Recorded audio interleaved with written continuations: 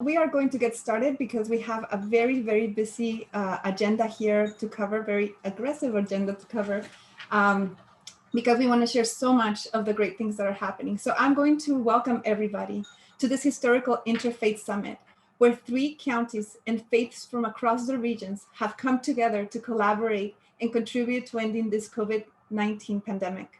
We aim to create partnerships that capitalize on the gifts that each of us has. And one of those amazing gifts is at the heart of this event. And that is the power of faith and the faith leaders that not only guide us, but are also grieving for the loss of their followers. They conduct those funerals and they provide comfort to those who have lost loved ones. Now they're rolling up their sleeves and opening up their doors to their communities, setting up life-saving vaccination sites at their houses of worship, bringing hope once again to our communities, particularly neighborhoods in underserved areas that have been hit even harder by this terrible disease. The love we have for human life unites us today. In this event, we will hold this value true as the foundation of our local faith-based partnerships. We are here to rally around you, faith leaders, and offer our gratitude and support as you undertake these selfless acts of love for our residents, our region, and our nation. I would like to introduce you to Pastor Casey, who has been one of the leaders in our area, just to say hello, because it was with him that this program and this event came together, as he has led the work of vaccination in his community. Pastor Casey, would you like to say hello? Yes, hello, Carla, and hello to every one of you who are joining us tonight. Looking forward to a great event this evening. Thank you, Carla. Thank you, Pastor. Now I'm going to move to thank Vicky Kennedy and Norma Villegas, who will be our translators and interpreters for today. And also a message from Molly Wiltshire. She is a representative from the governor's office and has a quick message for us. I just want to say that Molly is not just a representative from the governor's office. She is part of our community and we work closely with her. So we're happy to have you here, Molly. Thank you, Carla. I appreciate that. And yeah, born and raised here in the Inland Empire, so love being part of this community. And thank you all for allowing me the opportunity to come and spend a little time with you this afternoon and really hear your message and what you all are working on, as I know just a little bit about that.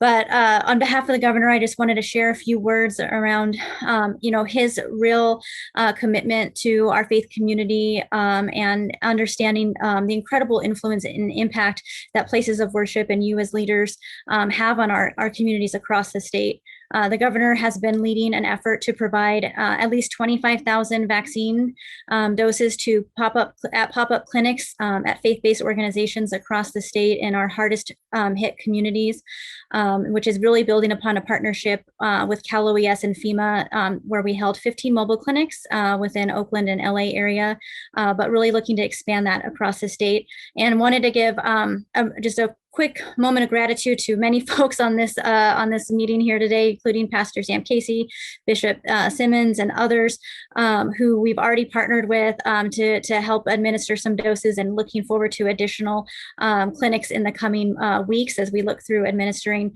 across the month of April. You all are really the trusted messengers, and I think Carla said it really well at the very beginning. You're where folks go to in times of need and times of celebration, and we hope that this becomes a time of celebration as we start to see more and more folks getting vaccinated and moving towards reopening. So thank you so much for the time. Thank you, Molly. We're going to share our screen real quick, and we are going to go into a quick slide that will help us figure out who's in the audience and what their affiliations are. As we are doing that, I would like to have a few words from the Center for Social Innovation's director, Karthik Ramakrishnan, who just joined us. Karthik, are you available for a couple of words? Yes. Yeah. Thank you, everyone. Thank you, Carla. My apologies for the delay, folks. I'm in the midst of a board meeting, and we had a major motion that we were considering, so I was a bit delayed. But Carla, just so proud of your work and also all of our community coming together in such a meaningful way. This is a time of challenge, but it's also a time of huge opportunity. And we see this as important, not only in terms of vaccine equity and vaccine outreach, but really laying down those foundations to make sure that faith communities are an integral part of the equity work moving forward. And we really look forward to partnering with you through thick and thin. I mean, this is the beginning of what's going to be a very long-term partnership and really will be talked about in the rest of the country. So really grateful for all of you for being part of this beginning here as we move forward together. Thank you, Karthik. We're going to now move into a quick slide. I don't know if we can share that slide where we have a quick poll to see what is your faith and your affiliation. So you will see in the chat a form that you can fill out, and maybe we can click on the results and see what people are answering. Should take you maybe about 20 seconds to answer it. If you click there on results, you should be able to go to, if you click on the word results, Sydney, you'll be able to see the results should pop up for you.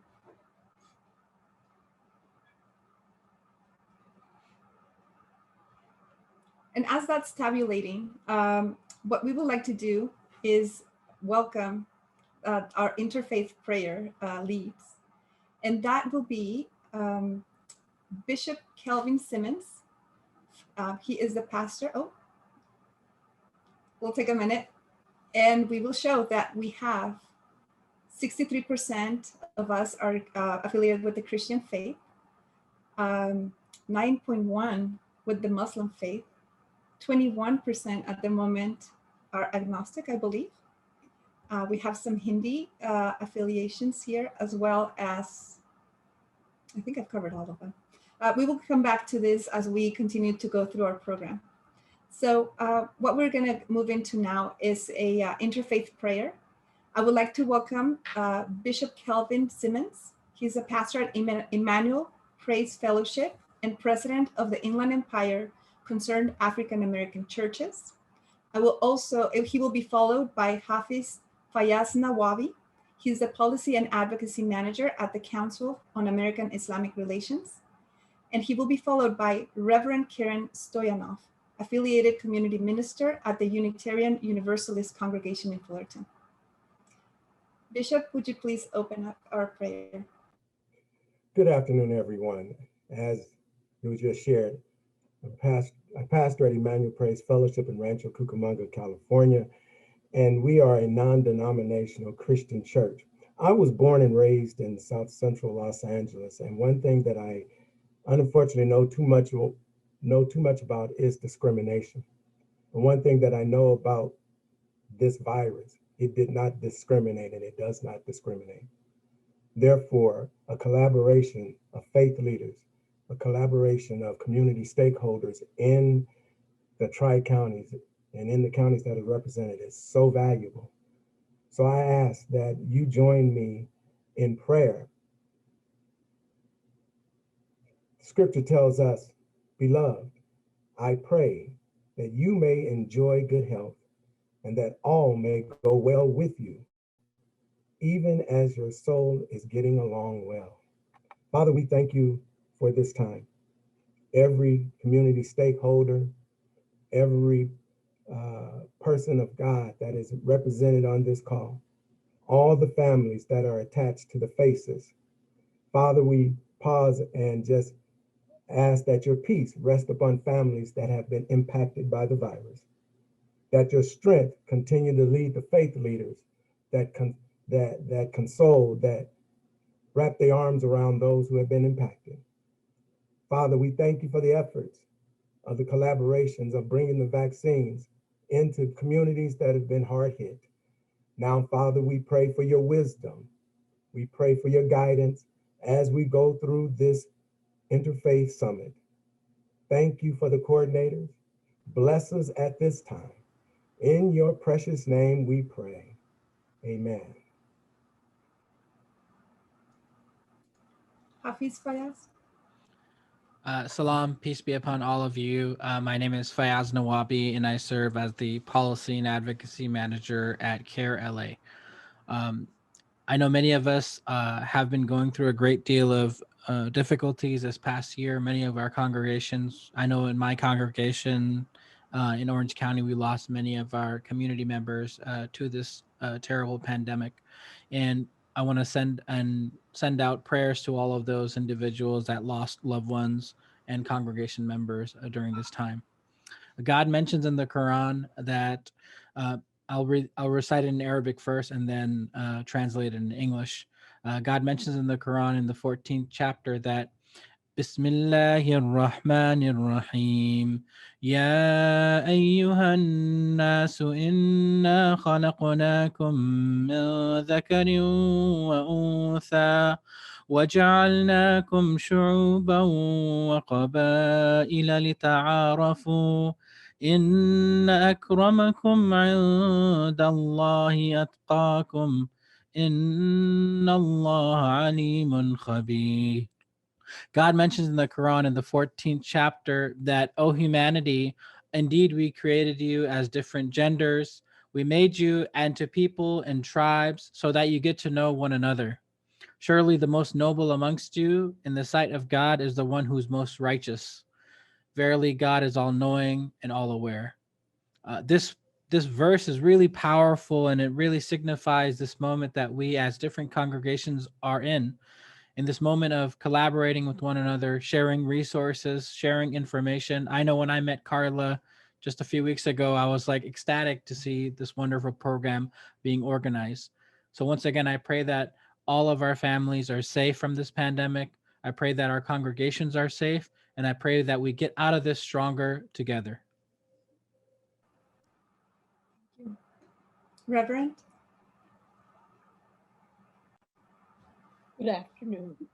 It's such an honor to be with you today and to invite you to pray with me.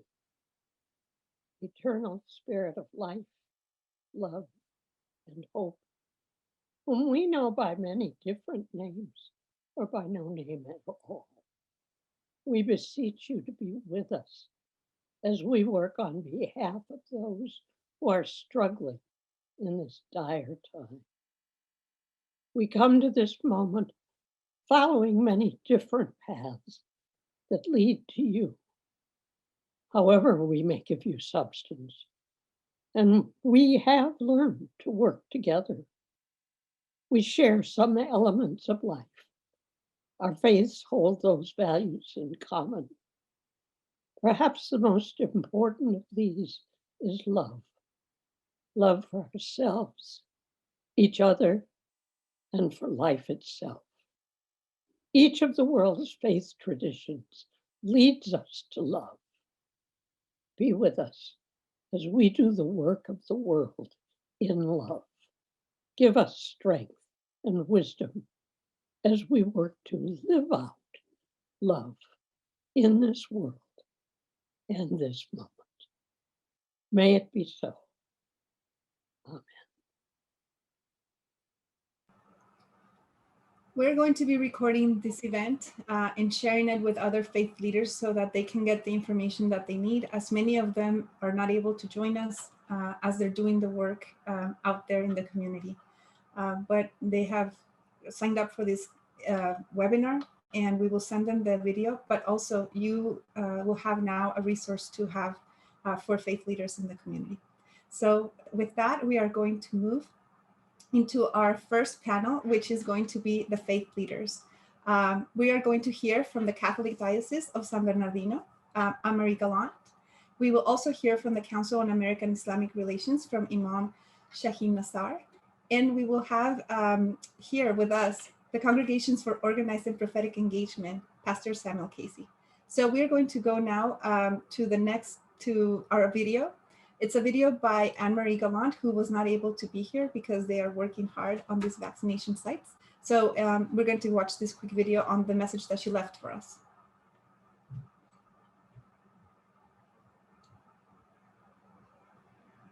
Should be coming up right now.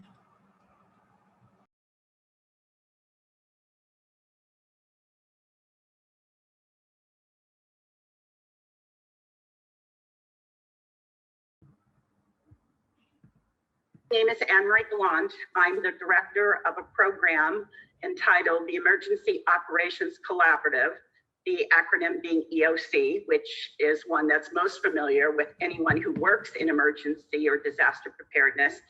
I have been running this ministry program for the Diocese of San Bernardino 10 years this fall.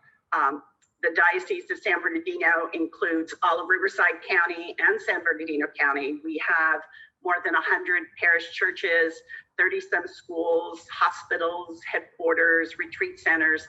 It's very large. Geographically, it's the largest diocese in the country, and it is about the fourth largest in terms of Roman Catholics, about 1.4 to 1.6 million. And of those Roman Catholics, more than 60-some% are cultural or ethnic minorities in those two counties. The purpose of the ministry program is really to train and educate and prepare our parishes and schools for natural and man-made disasters, more traditionally the forest fires, the earthquakes, active shooter training, asset protection of the parish should a civil unrest occur. And now this past 15 months, we've been blessed by a new man-made natural disaster called the pandemic.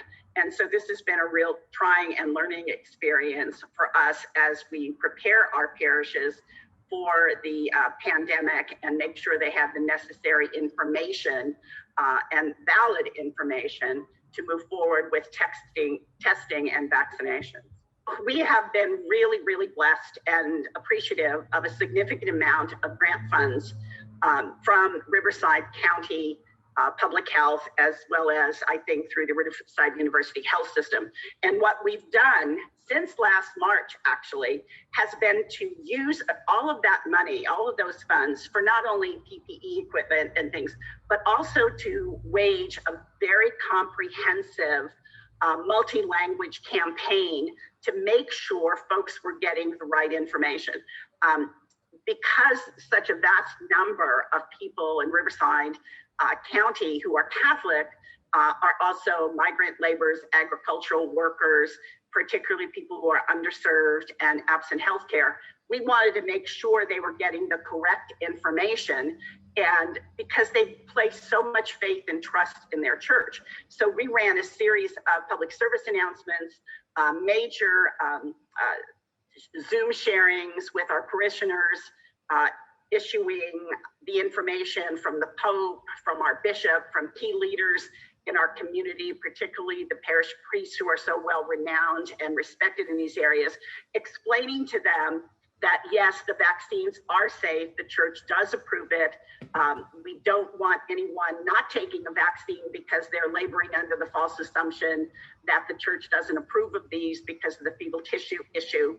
Also, I think that it is critical for us, particularly the church, to play a very proactive role in this, because as any government agency knows, and I sort of speak from some experience there, having been a local government employee for 30 years before I retired and started to do this, but the Hispanic community, the Catholic community, they trust their church. The church is a trusted messenger, and they know that when they come to get tested or vaccinated, there's no particular risk in them having an immigration issue or being reported. They know their church will protect them.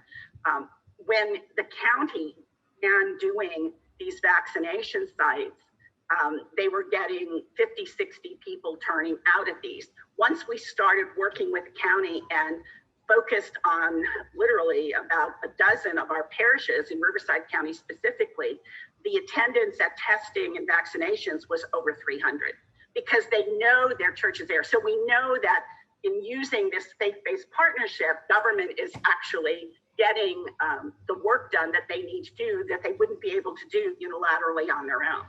So I think it's been a very successful partnership there. The Catholic Church was built in the good old days in the 50s and 60s when land was a lot less expensive in California, and we had a very large infrastructure for Catholic schools. So our physical plants are very large. We have large parking lots, plenty of space in parish halls that are full service kitchens. We have many classrooms. So one of the things we've been talking to Riverside County and the University Health System is is expanding the co-hosting of this with other faiths who may not have the on-site facilities. So we don't want to say, hey, come to this event. It's a Catholic event at this parish. We are just saying it is the African American Church, it's the Seventh-day Adventist, it's whatever the affiliation is, who may not have the same kind of infrastructure that we have. And we're happy to do these interfaith-based partnerships so that they can advertise it as if it's their clinic. It just happens to be at our parish site. And of course, our folks can go, but we don't want people to start thinking this is a Catholic vaccination site.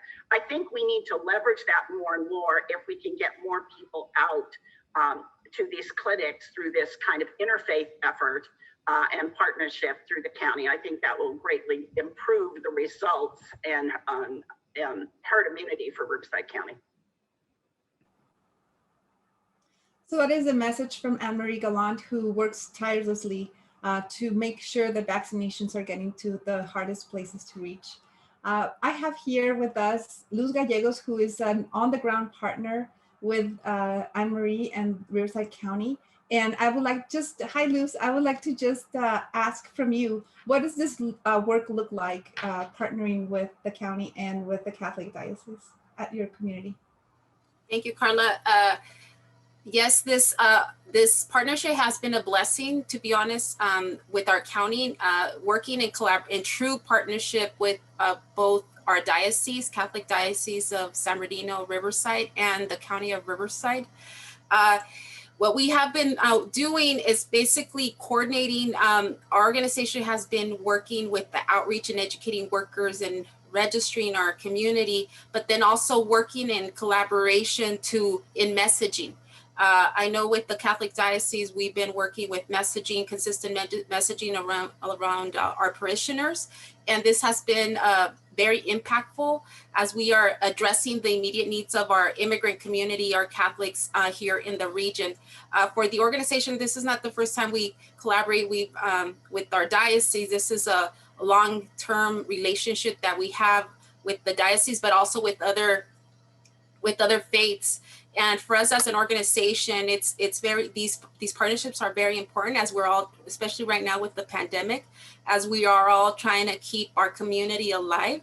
And the partnership the opportunity that the churches have opened is the facilities, right? Since they are not being used, all of our parishes in our region have halls that we have been using in collaboration with public health here in the County of Riverside to provide clinics. And these are seen as safe spaces, especially for immigrants that fear government. They know even though the vaccinations being administered by the county, they're still in a safe space. So this has been a really very, very impactful partnership as we continue to do. For us, we're doing the outreach and education and registering the workers and community. Right now, we're very blessed to have 16 plus in Riverside County.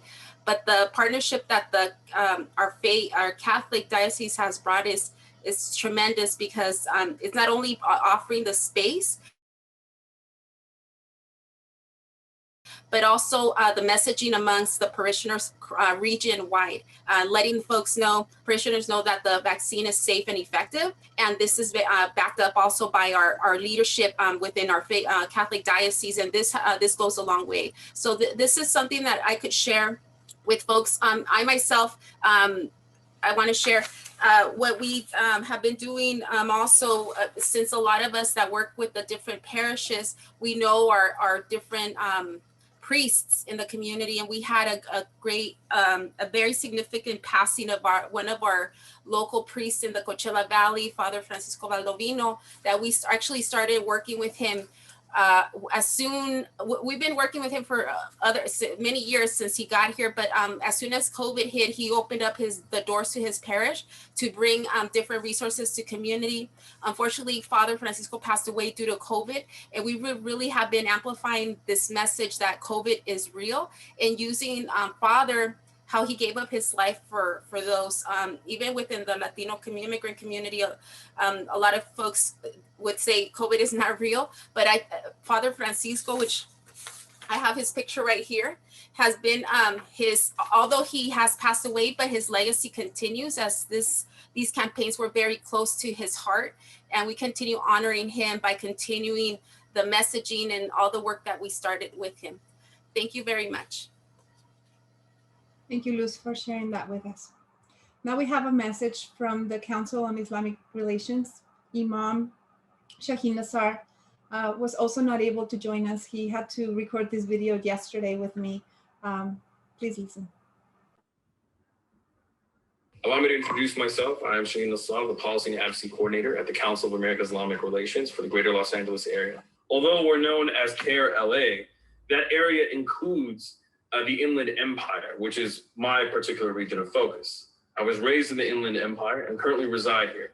I am originally from Gaza, Palestine, and I have been a practicing Muslim since as long as I can remember. There are so many beautiful religious traditions here in the Inland Empire, and one of the prevailing intersections between all our wonderful and diverse faiths is the desire to better the world and help others.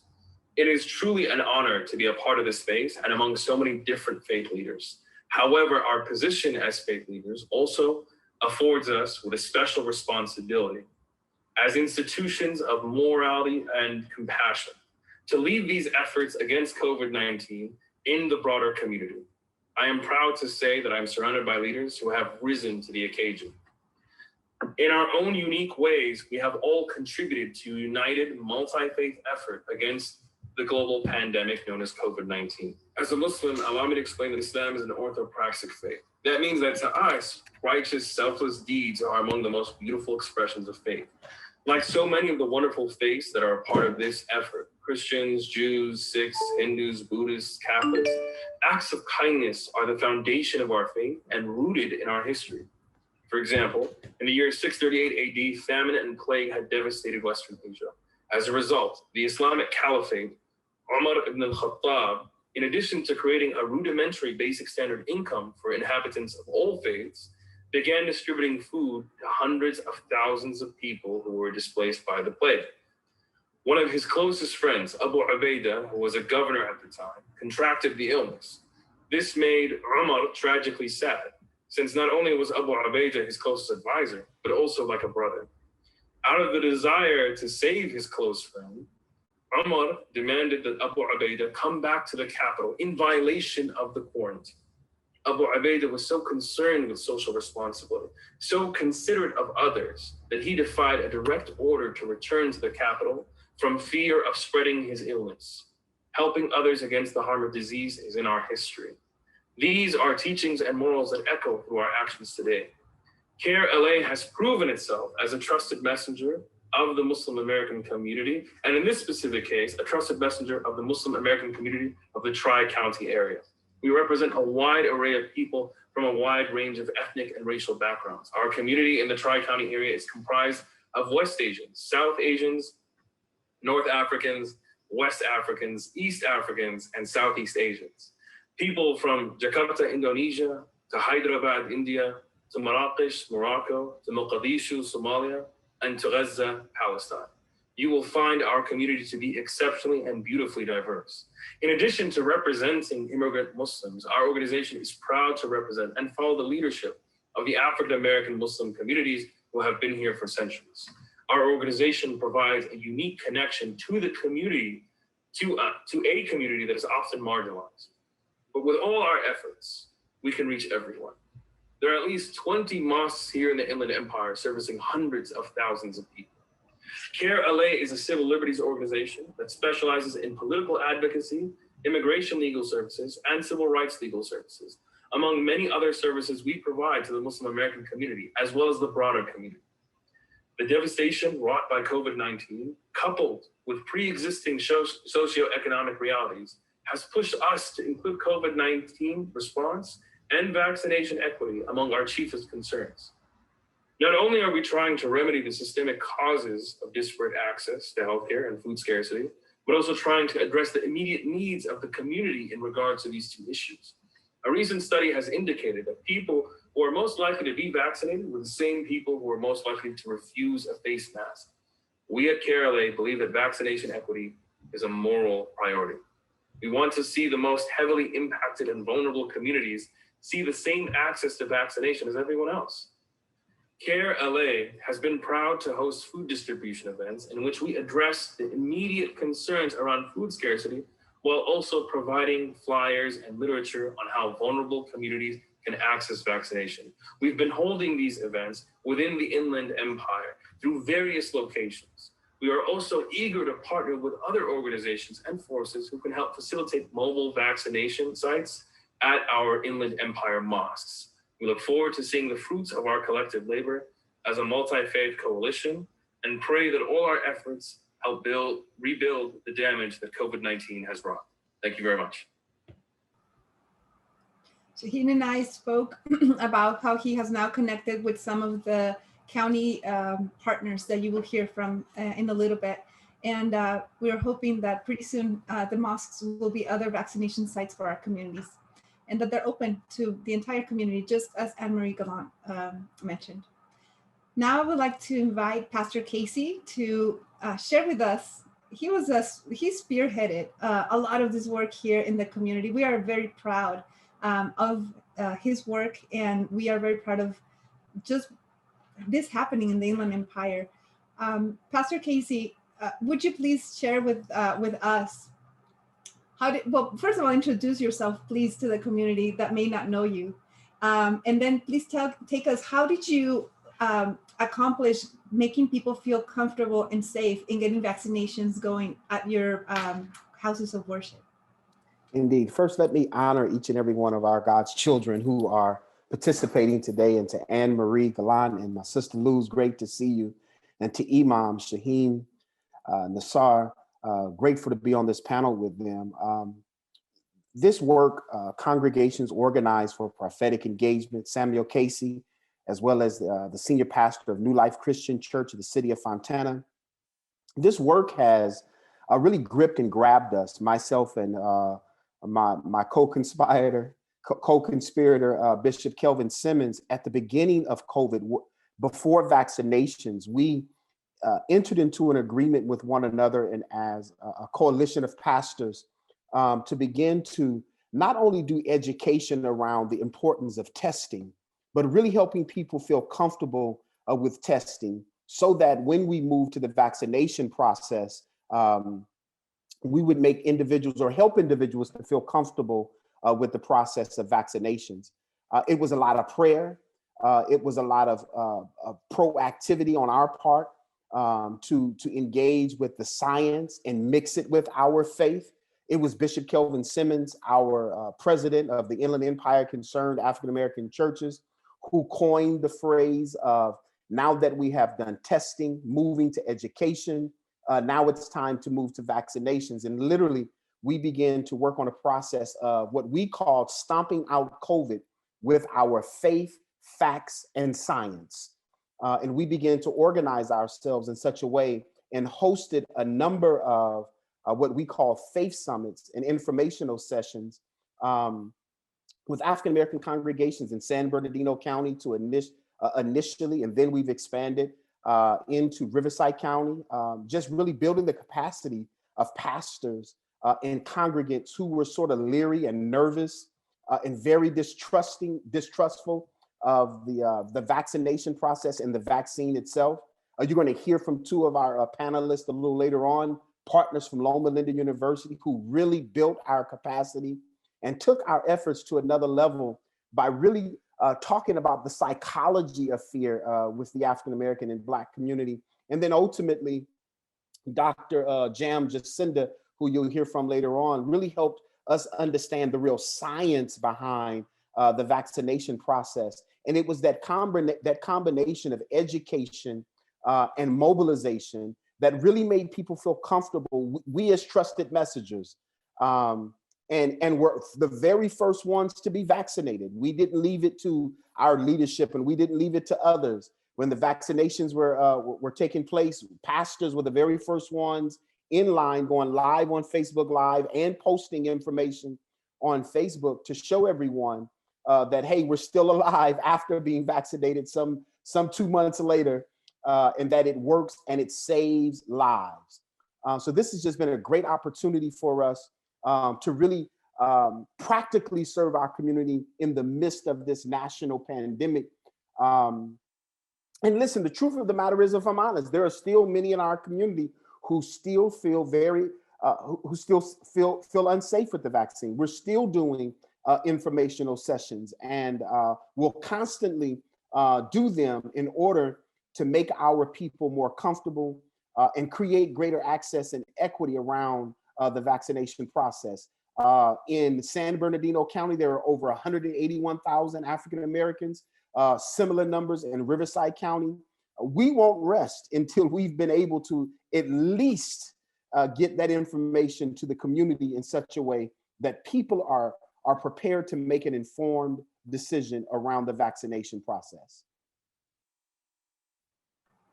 Thank you so much for that, Pastor. And I would like to share our screen with our slide just to explain that partnering with faith-based organizations in our region and collaborating with various stakeholders has given us some empirical data of what's needed for the success of these vaccination sites. We have built this program around those three resources, and that is medical experts are key in helping faith leaders bring that feeling of comfort and trust. Government partners are key in getting the vaccinations to the sites, and community resources that can support the faith leaders who may not have everything set up to have this type of vaccination sites, as you know, it's so innovative. So I would like to welcome our panelists of medical experts who will be sharing with us how it is that they are contributing with their knowledge to make sure that people feel safe in getting these vaccinations. I will start with Dr. Petit, who actually has been working and collaborating with Pastor Casey, and she can build on what just Pastor Casey shared. So Dr. Petit, welcome. Thank you so much for having me this afternoon. I'm Dr. Bridget Petit. I'm a licensed clinical psychologist. My specialty is clinical psychology, and I'm a health disparities researcher. And what that means is that my interests are really in improving the health and well-being, in particular for African Americans in the region. And so I've been delighted to partner with COPE and ICAC, and as a new person to the region, I've only been here about a year and a half, to do this work to really focus on attitudes, education, and help people understand the decision-making process that goes along with making good decisions, such as with the vaccine. And so what I do is like to, let people know that there's really a historical mistrust in the African American community that, I'm sure we're all aware of. And so we like to address those concerns without heightening and increasing more fear. So it's a way, psychologists always talk about being empathetic, understanding that, sometimes the fears may sound outlandish, they may sound outdated, but it's really important for us to empathize with where people are in the process. And I think many people on our team have shared their own experience of, coming to the decision about getting the vaccine. I don't think for many of us, it was just an instantaneous thing. There were a lot of things politically going on that I think increased hesitancy, in particular for the African American community. And so we want to be conscious of that. It may take people a little bit longer. We really want to help them make the best decisions that they can. Moreover, we talk about the history, and you can mention Tuskegee, but really there's still ongoing mistrust that happens when it comes to healthcare and science. Many people, when I ask them on the call, what has their personal experiences of mistrust been with the healthcare system, many people indicate that they've had negative experiences, and so it really shapes how they view healthcare. They're willing to trust healthcare, really willing to trust something new and novel that's coming out, as in the vaccines right now. And then there's just a lot of misinformation. We haven't been very forthcoming in our country with the realities of this disease. Some people say it's overstated. Some people say it's understated. We get mixed information about what we should do to stay safe, and and so all of that information really just kind of can lead to a lot of confusion. And I talk in my part of the presentation about the psychology of fear, and that it's normal. When things are new, when things are uncertain, we have to make quick decisions. We like to take some cognitive shortcuts, if you will. And we think that we're like getting all the information, but really it's just a fraction of the information that's available on a given topic. So, you know, in a given second, there's over 11 million pieces of information swirling around in your environment, and you can pick up on about and attune to about 40.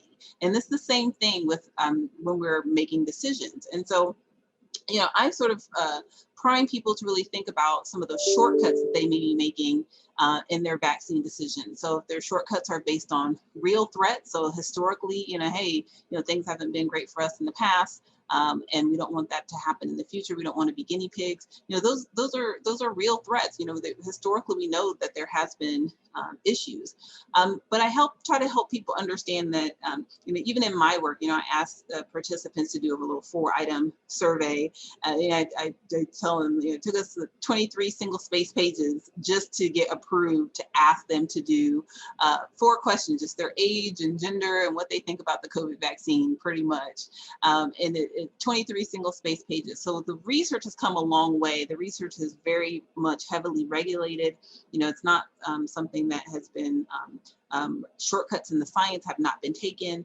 We really more so seen that, you know, a lot of money has been put into this effort. The bureaucracy, all those red tape issues that come up have been lessened, and really the science is strong. And, you know, when you're putting all that towards dealing with a pandemic that's affected so many, and in particular, Black and brown people, it's helpful to kind of understand that, you know, it has a very solid foundation. And so I encourage people to really think about how to incorporate faith to face their fears. You know, I love when we're doing our webinars and bouncing off Bishop Simmons, and he usually beats me to the punch when we're talking about God has not given us a spirit of fear. And yeah, I think that's helpful for people to understand that we're not coming in, you know, trying to separate science and faith, that we really see these as 2 things that go together, and even in our own personal lives, but also in our professional work. And so we really work with the community to help them make sure that they are just open to receiving the information that Dr. Jam gives on the vaccine development and the science, and to help them really just open their minds to maybe learn something new, to ask those questions that they may have not had a chance to ask, those questions that maybe they're looking up on the internet and not going to the best sources.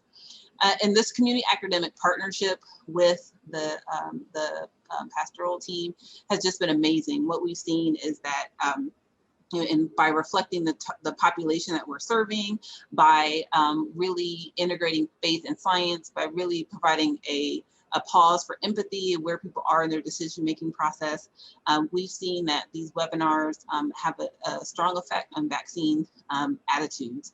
So I do sort of an assessment to see what people think before the start of the webinar, and then again at the end. And we've seen a really significant increase in people's willingness to get vaccinated. And so what we're doing next in continuing that partnership is tracking those people to the vaccine clinics. And I know Dr. Jam has some exciting data about the numbers that we've seen at the vaccine pop-up clinics, and I'll let her present that. But it's really about opening up minds, and the work that we're doing has really been effective in doing so. So thank you. We really appreciate all of the work that you do here. Pastor Casey's right, you're an amazing gift to our region. And now I would like to welcome Dr. Aguilar Gaxiola. And Doctor, I would like to ask you, in your perspective, how important it is for the medical experts to reflect the communities that we are serving, as Dr. Petit just mentioned. Sure, thank you, Carla, and thank you to all of you for this very, very helpful webinar. I think that faith-based sector is of critical importance to address what has been confronting us for so long, and that is the double whammy of populations or communities who are dying disproportionately, and also the inequities on vaccine distribution. I'm very pleased to hear about the messages that you have sent with the attempt to increase access to vaccines, which is so needed, especially for those populations that have excess mortality. I'm a professor at UC Davis, and I'm also the director of the Center for Reducing Health Disparities. And I have been following, how things have been playing out since the at the state level and nationally as well. In terms of who is getting sick by COVID and who are being hospitalized and who had been dying. I have the pleasure to serve on the California COVID vaccine drafting guidelines. So it's a 14-member committee that had been deliberating on which are the groups that ought to have priority as the vaccine are being available. And through that particular intense work, I had been privy to information about, once again, who are being particularly impacted by COVID. And also now that since December 14, that the vaccines arrived in California, and now we have 3 different vaccines available, the challenges on having populations, once again, that are disproportionately impacted have access to the vaccine. So the question that Carla asked me to address, as she mentioned, is how important is it that medical experts reflect the communities they serve? For example, in things like race, ethnicity, gender, and age. And I think we need to first reflect how things are playing out in terms of those populations that are willing to take the vaccines when the vaccines are available to them. I had been looking since for a few months now, a survey that is being done by the state every month. And there is also a qualitative study done through focus groups of a specific groups like African Americans, Latinos, Native Americans, essential workers, older adults, etc.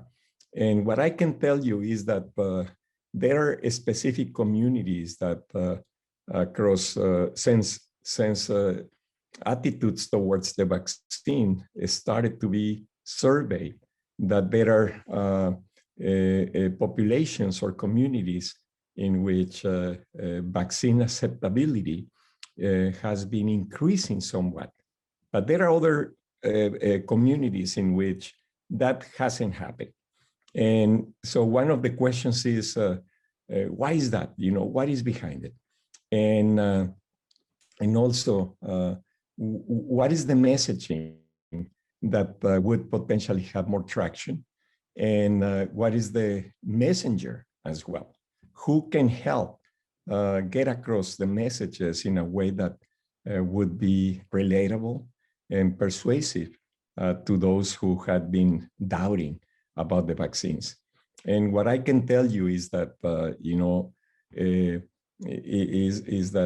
our brothers and sisters from the African American community tend to have lower rates in terms of vaccine acceptability, and we have to understand that, and we have to come up with strategies in which we can address and overcome that. And what you are doing here in this group, I'm really heartened to hear what you are doing, and doing it through this remarkable meeting, because it really gets to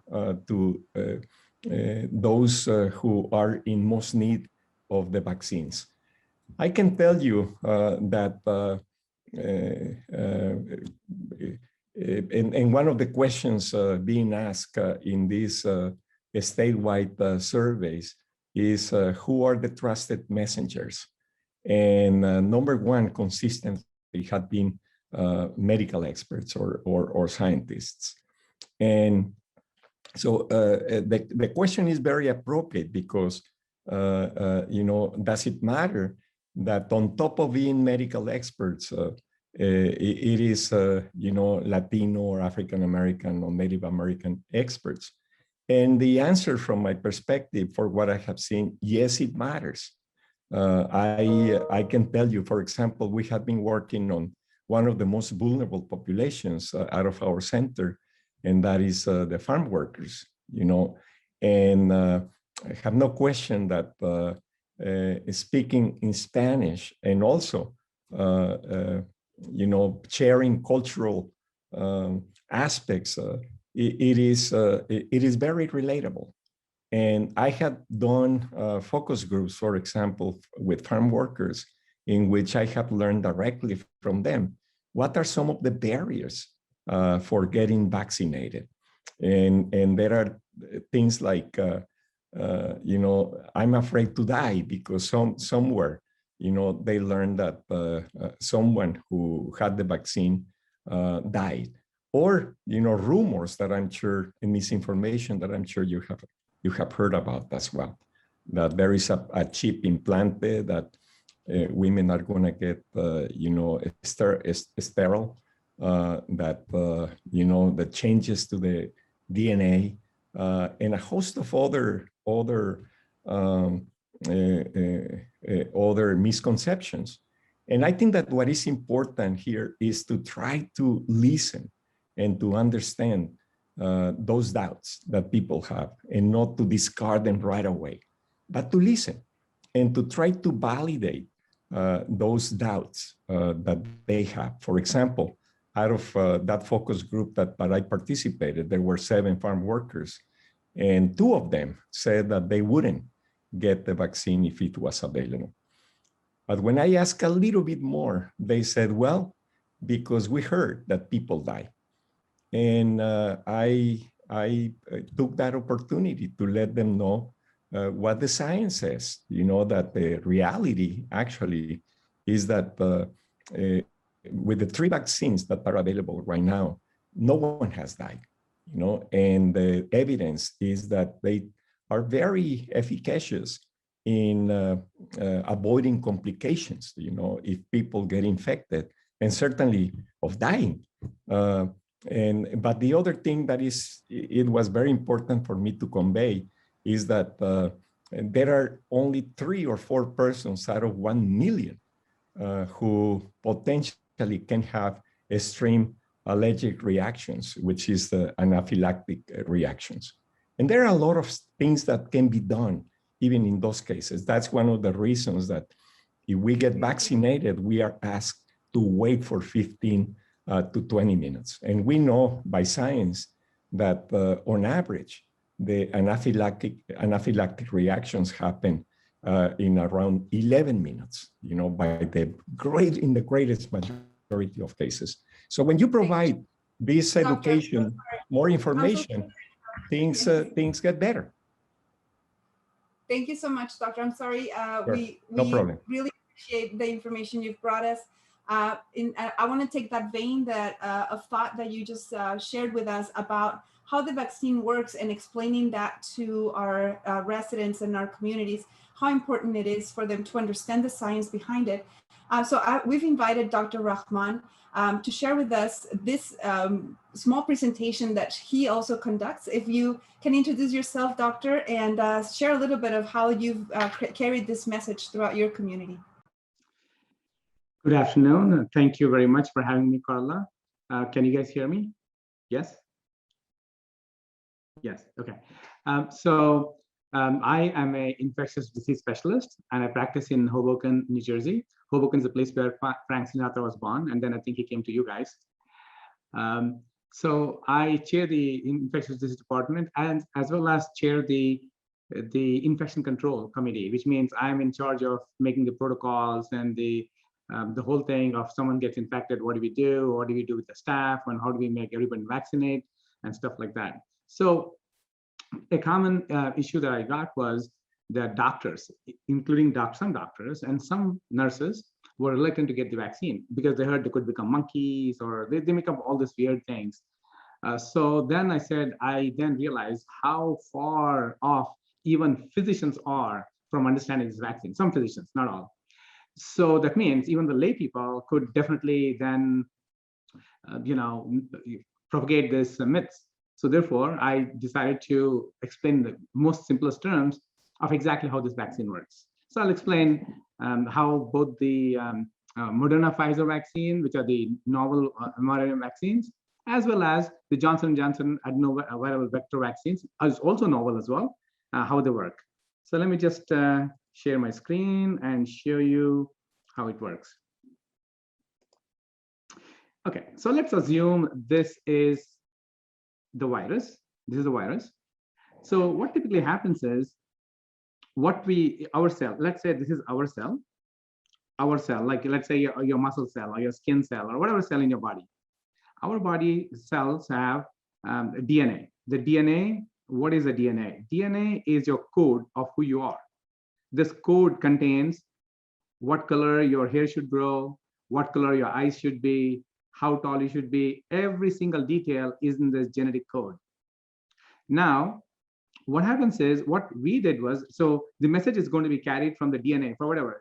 Right now, your skins are growing. Right now, we change our skin every 1 to 2 months. So the cells, the message is going to make your, the message is carried to a factory. I call it as a factory. That factory is called ribosome. And ribosome's work is, every single cell we have in our body is basically made up of amino acids, proteins. And the smallest brick to make that is amino acid. So whatever it says, the message is coming in from the messenger RNA. It'll go to the ribosome, and ribosome is going to make those particular amino acids, and that will become a protein. And therefore, then it'll go to wherever it has to be in the cell. It'll grow, it'll divide. You have new hair, you have new cells on the skin, and so forth. So now what we did was, we did with this vaccine, the Moderna vaccine and the Pfizer vaccine. Okay, before I go into the vaccine, let me tell you what happens when you have the common flu. I'm sure all of us here have had flu, a regular viral cold. So when you have a viral cold, what happens is, let's say a virus, like the common flu virus, what it does is, it also has a DNA of its own. It gets into our DNA, and then tells, hey, make my body part, please. So then our DNA will send a message, okay, make the body parts of the flu virus, the influenza virus. And then the message is carried. The message is carried to the factory that makes the body parts of the virus. The body parts of the virus are made, and it assembles, and those virus is made. That is, let's say, flu virus. And then it goes out, and it makes zillions of them, zillions and zillions of them. And that's why you have the flu. Then for the body to take control, probably takes about 3 to 7 days, and then you get better with the flu.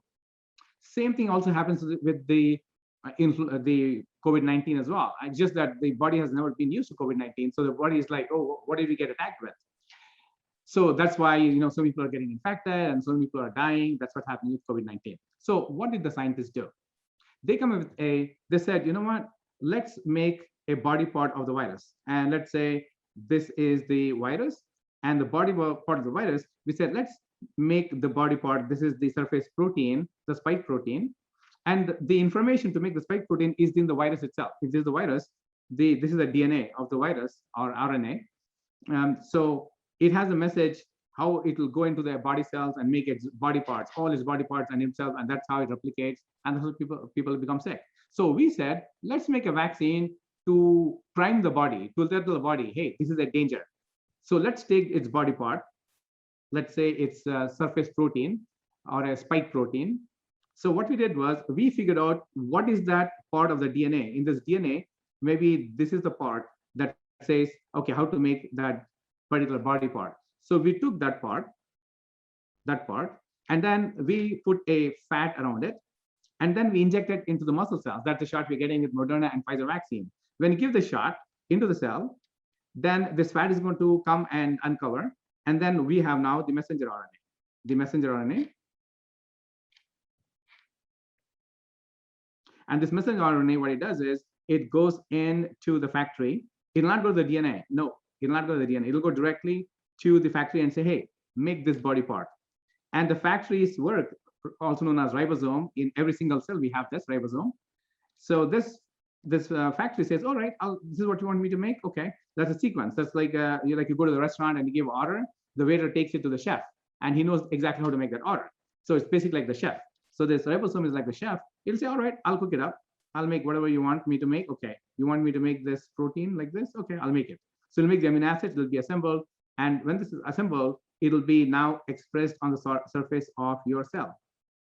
When it's expressed on the surface of your cell, you see we have a lot of fighting machine in our body, which means the WBCs, the white cells, the T cells. There are so many different cells, soldiers like Marines and Navy and Air Force and so we have something like that in our body too. So what we have is something called a macrophage, and that macrophage is passing by and says, hey, I haven't seen you before. Who are you? It'll take this and take it to a different cell called the T cell. The T cell is your body's main immune system. And the T cell says, oh my God, this is basically something, we don't know what this is. It will tell the B cell. The B cell will say, it'll tell the B cell, hey, look at this, make bullets for this. Make the appropriate bullet for this. So the B cell says, okay, I'll make the bullets. So they make the bullets. That is called antibodies. These antibodies, now, if someone were to get infected, they're ready. If someone has a real infection with COVID-19, then these antibodies will recognize it's like a bullet for this. It'll kill it. It'll kill it. So now the question is, what can these bullets do? All we know is it is made specifically to recognize this body part of the COVID-19. So therefore, it is going to kill the COVID-19. Now, is it going to go and cause you to become a monkey? Not possible at all. Even if you want to, not possible. So because it's not going to go to your DNA. So this is the mRNA vaccines, the novel vaccines. And what have they shown? They have shown that death rate comes to 0 when you give the vaccine or you give a water injection to people. People have died with the water injection and got COVID and they died. But people who got these vaccines, nobody died. And then the amount of infection rate also was cut down as well. And what about the Johnson & Johnson vaccine? Johnson & Johnson vaccine is they took out a flu virus or adenovirus, that's a common cold virus, and that virus looks something like this. And then they took out its DNA and replaced the DNA with the how to make the body part of the COVID-19, that is this body part again. And that message goes into the body, and then it'll break up. When it breaks up, this message is going to go into the DNA. And for the DNA, again, they're going to make messenger RNA. That's the message. What is the message? What do you want? And again, the message is carried to the factory, that is the chef or ribosome. And ribosome again is going to make this body part, which is a foreign body to human cells. And again, they make the same thing. It'll go to the T cell. T cell will tell the B cell to make bullets. They make bullets, and you're now ready. And what is the bullet shown? That nobody has died with COVID-19 so far. When you give the vaccine, if they have COVID-19, they don't die. Few people get infected, and even fewer people will get severe disease. With Moderna vaccine, there was no severe disease at all when they got the vaccine, and nobody died. So this is something that I wanted to pass on, since you are the faith leaders and you are dealing with your communities and you come across questions like this. You understood now in your own belief that this is basically nothing to change your DNA or anything at all. The second thing I want to tell you is these antibodies that are made, if you give it in pregnant women, these the COVID, the vaccine, they make antibodies, and these antibodies are passed on to the babies in the uterus. And when they're born, it has now been found that those antibodies are found in the baby, which means the baby is ready to fight the infection. So even the baby is protected. So the mother is protected, the baby is protected. And I have seen during the pandemic, mothers die, they gave birth and they died when COVID-19. And some of them were put on breathing machines and stuff like that on the vents. So all these things could be prevented and life can go on if people understood what these vaccines are and embrace these vaccines. So I rest here. Thank you very much for the time. And if you have any questions, I'll be very happy to answer them. Thank you. We really appreciate that you are sharing your knowledge and making us understand how to protect ourselves and how to protect our loved ones, Dr. Rahman. Now I would like to welcome Dr. Jacinda Abdul Mutakabir. We call her Dr. Jam in our community. And Dr. Jam has been conducting webinars and educating our community as well on, how do the vaccines actually make a difference in our community. So Doctor, we have about 5 minutes, and I was wondering if you could share a little bit with us in those 5 minutes. Sure, I'll see what I can do with 5 minutes. I may need like 7. Dr. Rahman, if you would, if we could stop sharing your screen. So thank you so much. Okay, so I'll go ahead and just share what I have. So like Dr. Rahman a little bit, anyway, I am also infectious diseases trained. However, I am a pharmacist. So I am an infectious diseases trained pharmacist. I trained with Mike Ryback in Detroit. So but I do in vitro research, meaning I do on the bench research. So the vaccines are quite similar, but very different than what I usually research. I do antibacterial research typically. But what I do with my presentations is similar to what Dr. Rahman does. So I talk about what the vaccines are, how they work, but I also make sure to go into these clinical study highlights. He talked a little bit briefly about how these vaccines, no one passed away and how people have increased survival. But I really just launch into what does that increased survival really look like? And what does it look like for communities of color? Because that's important. We want to know, are these more vulnerable communities, meaning those communities of color, in those communities that are most vulnerable, are they being protected? So in these studies, they're randomized controlled trials, meaning that they included individuals that received the vaccine, individuals that did not. However, they were randomly assigned to either group to receive the vaccine, to not receive it. And it's split about equally just to make sure that the studies are done fairly. So when we think about, were there actually individuals that were part of these minoritized groups that were majorly affected, meaning were there Black individuals, Hispanic, Native American, were there individuals that were greater than or equal to 55, 60 years old? There were. So in the Johnson & Johnson study, we see about 17.2% that were Black, about 45.1% that were Hispanic, 0.3% Native American. Then we see a bulk of them that were greater than or equal to 60 years old. So we know that these individuals were adequately considered in this study. So when we think about the number of cases that we see in these studies, so we see 116 cases of COVID-19 in the group that received the vaccine, and we see 348 in that group that did not receive the vaccine. So that leaves us at about 67% efficacy, meaning that you have a 67% chance to be protected from COVID should you get vaccinated. But in this study, we also want to acknowledge the fact that this study included a lot of the variant strains that we are seeing currently that cause COVID. So they had the South African variant strain, and then they had the UK variant strain there in this study. And then, of course, with severe COVID-19 cases, we also want to make sure that we look at the cases there, because we know that none of these vaccines are 100% efficacious, meaning that if you get COVID-19, meaning that if you get these vaccines, you could still get COVID-19. However, what you should know is that if you get COVID-19, it likely won't be severe. And as Dr. Rahman said, you likely will not be, you won't be hospitalized. So in this study, only 85% of the individuals included here experienced severe COVID-19. However, there were 7 deaths in the study, and none of them were in that group that received the vaccine. So it was 100% effective against COVID-19 hospitalizations and death, meaning that you did not die in the event that you developed COVID-19. So the most frequently reported adverse events, of course, are headache, injection site tenderness. Our bodies make protection at higher temperatures. So in the event that you do have a higher temperature, then that's no reason to cause alarm. That's how our bodies protect ourselves. So then in this Pfizer study, and I think I have about 4 minutes left on the docket, so I'll make this brief.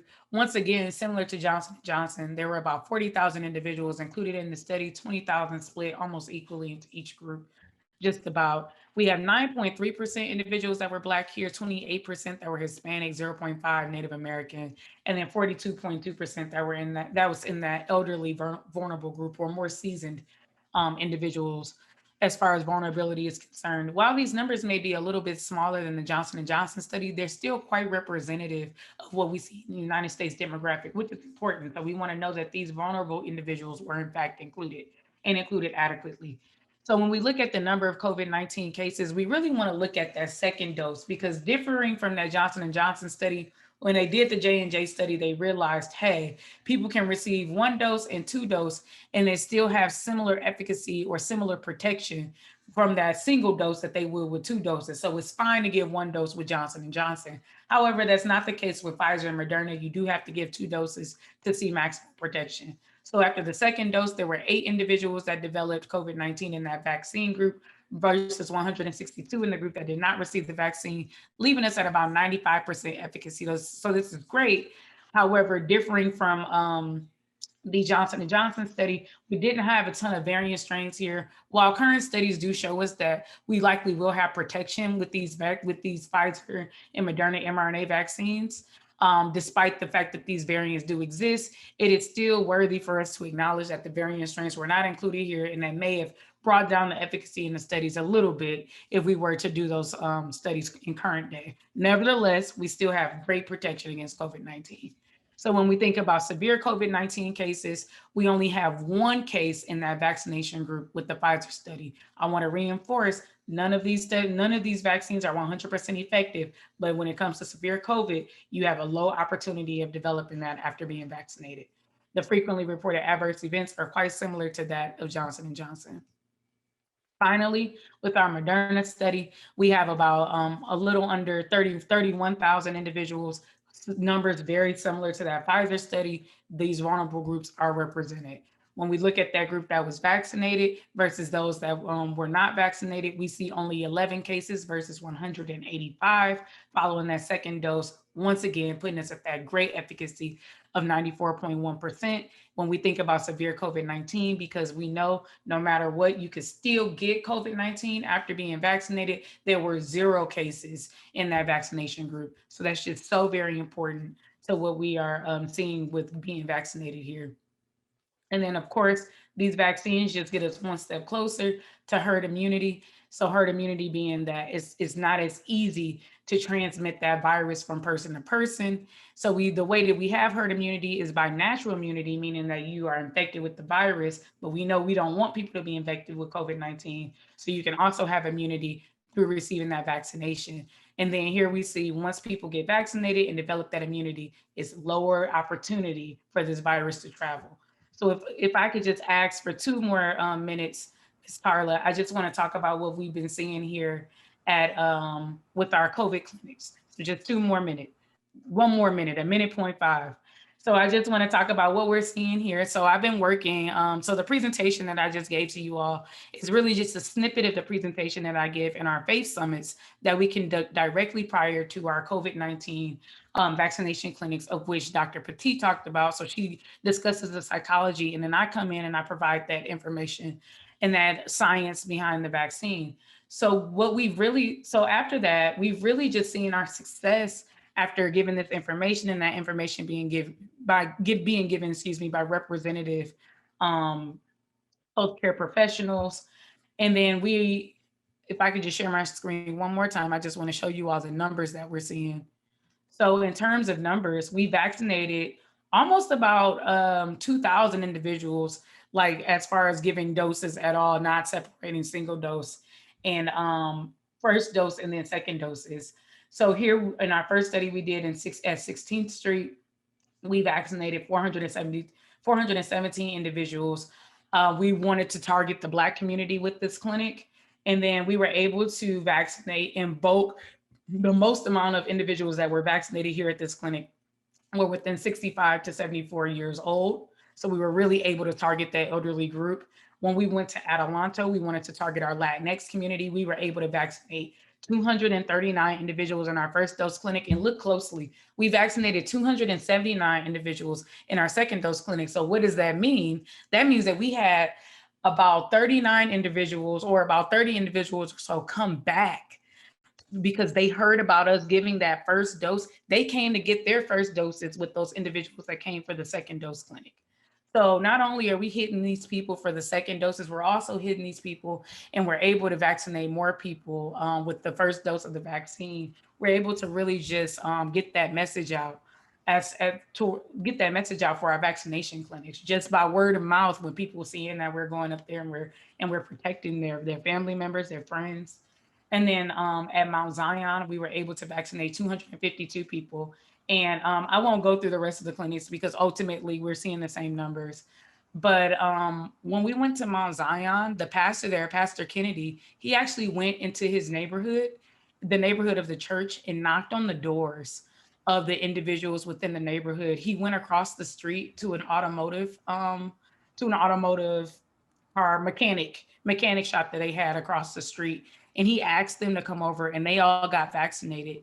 And they were overwhelmed because they knew they had not known that they would be able to get vaccinated. They said that it was so hard for them to try and get appointments at other clinics. So that's how important that this is how important this equitable process has been. But this is how integral these faith leaders have been to ensuring that not only their church community, their parishioners are vaccinated, but also their surrounding community gets vaccinated. Thank you so much, Doctor. We're going to move now into our government relations, government partners who have been on the ground making sure that the vaccinations get to the sites. I am inviting Josh Dugas and Salome Waga and Rocio Ramirez from the 3 counties that have put together this event. We have about a minute or two for you just to give a high-level overview, Josh, of what the work has been with working with faith leaders. Thank you very much. I can't stress enough how wonderful this partnership has been. To date, we've also vaccinated, I can tell you exactly, 1,983 people through these initiatives. And I hope that we can continue to partner with anyone and everyone who's interested.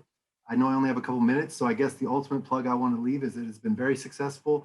We've seen the percentages in our most impacted minority communities steadily increasing since the beginning of this initiative.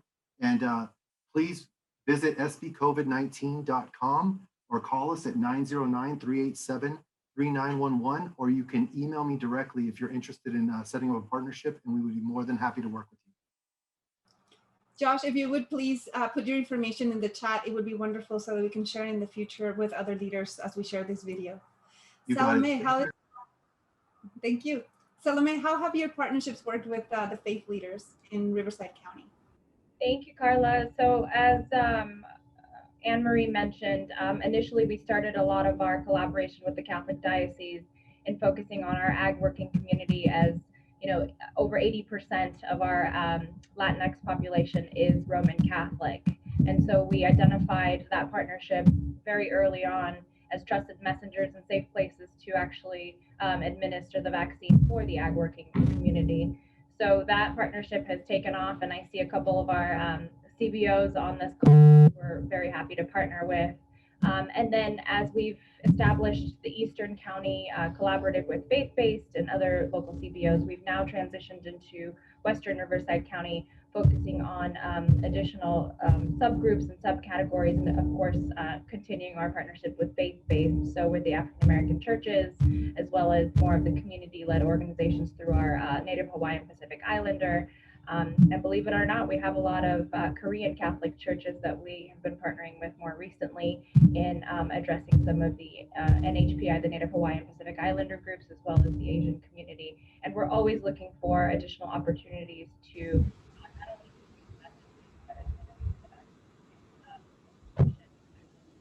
We're losing you. We lost your sound, Salome. Finishing up saying that we're always looking for additional opportunities to partner and administer the vaccine in a more equitable fashion. So looking forward to additional partnerships. Thank you. So you said looking forward to additional partnerships, and please go ahead and share your information in the chat so that we can connect you to other faith leaders. And finally, I would like to ask Rocio Ramirez in Imperial County, how is your partnership going with the faith leaders? Good afternoon, and thank you for having me and being part of this. This is an amazing opportunity.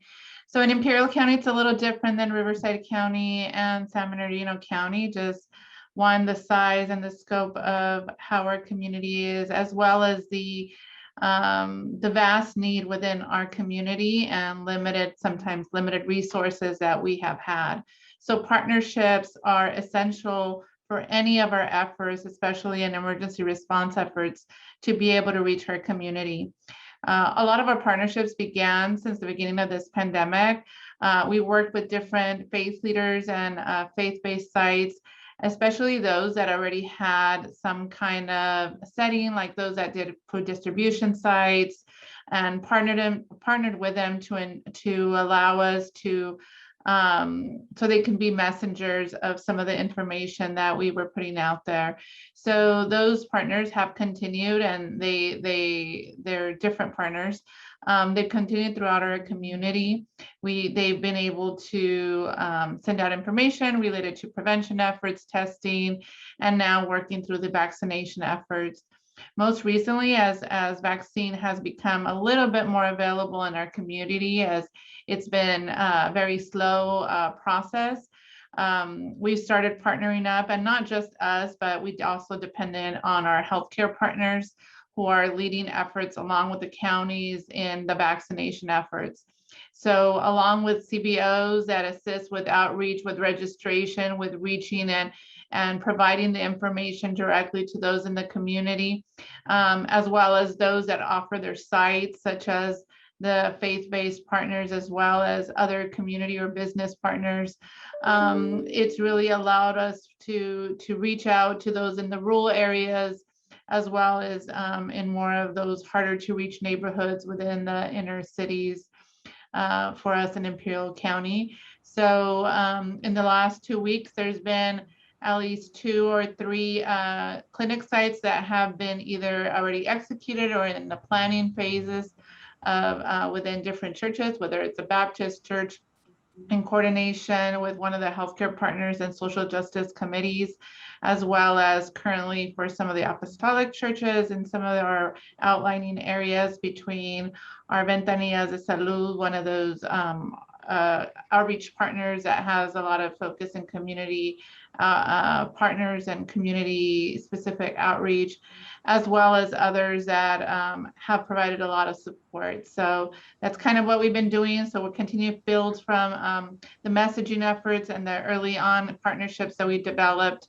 to now go into more mass clinic vaccination. Thank you. Thank you so much, Rocio. And if you could please enter your information on the side, we would love to continue to connect you to whoever can help. And the issue in your county is that you're not getting enough vaccinations. So besides messaging is advocating for a greater amount to come to you. In order for us to be able to do this successful work, we need resources. So I would like to welcome to the stage Kayla Hilario with the California Department of Public Health. She has a quick announcement on some of the resources that they have available. You have about a minute. Sorry, Kayla. Okay, I'll be brief. We have 3 new resources that the state has come out with. We have a Vaccinate All 58 Counties campaign, so you'll probably be seeing lots of commercials on TV, but the website is Vaccinate All 58, and I'll put it in the chat. So there's a website with lots of cool little media things that you can pull down and put on your social media page. There's videos in different languages, a lot of Vietnamese, Spanish, of course, Cantonese, Mandarin, and different languages. So you can pull those videos off and share them. And we also have a newsletter that goes out weekly. So I'll share those in the chat. Thank you. Thank you, Kayla. Kayla is also part of our community, and she attends our weekly webinars. So thank you for being part of our community. Tamika Foots Rachel with the California State of Council on Disabilities also has some resources to share. Yes, and to be respectful of the time, I'll put my information in chat as well. I just wanted to say that, during this pandemic, we realized the importance of bridging the gap of not only, just equity in general, but also the intersectionality of disability, which crosses all of our populations. So on our website, as soon as you pull that up, you'll see information from everything from vaccination day tips on how to prepare for families that a lot of our faith leaders can share, We also have tips for medical staff and professionals as well on how to work with people with intellectual and developmental disabilities. We also have key resources on assistive technology. So as you guys plan your vaccination sites, if you need anything from, chairs to ramps to whatever devices that would help support a person with a disability or an older adult, our independent living centers are definitely stepping up to the plate in that respect. They will also, at the independent living centers, which is Rolling Start for San Bernardino County, Community Access Center for Riverside County, and Access to Independence in Imperial County, they all do registration. So like if someone needs to register for a vaccine, register for testing, get information, they are all assisting with that, as well as transportation, delivering food. And all of us work with the governor's office and California Office of Emergency Services to provide PPE free of charge to different individuals in the community to ensure that they are still able to wear their mask or wear maybe a modified mask. So we even have the masks that have the clear panel in the front, so if someone's deaf and hard of hearing or what have you. So I'll put all of that information in the chat. Feel free to reach out to our office. We also do free trainings on just about everything you can name, or we partner. So I'll also just feel free to reach out and ask any questions, and we're happy to answer those for you. Thank you. And Michelle Chow, you get the last minute with SCAN Health Plan. She has some resources to share with us. Thank you so much for having us today. I will be brief since we're getting at close to 5. So through SCAN Health Plan, through our community giving program, we know older adults have been disproportionately impacted by COVID-19 in multiple ways. And so we do have grants up to $15,000 as well as sponsorships to support COVID-19 vaccination efforts, coordination efforts to reduce barriers and share information, as well as meeting some of the basic needs and financial assistance available to adults age 55 plus. So I will drop a one-pager. So it has all the information as well as my contact information if you're interested in grant and sponsorship opportunities to support the great work that you're all doing in the community. Thank you. We have been inspired by this panelists, by our partners, by our residents, by us coming together to this webinar in a historical way. We can do this together. And I thank every single one of you for listening and for activating this information in our communities to save lives. Please share this information with others. Please share this recording with other faith leaders. Let them know that we're here to support them. And the Center for Social Innovation really thanks you as community for all of the work that you do here in the Inland Empire and in Imperial County and beyond. Have a wonderful rest of your day, and let's go.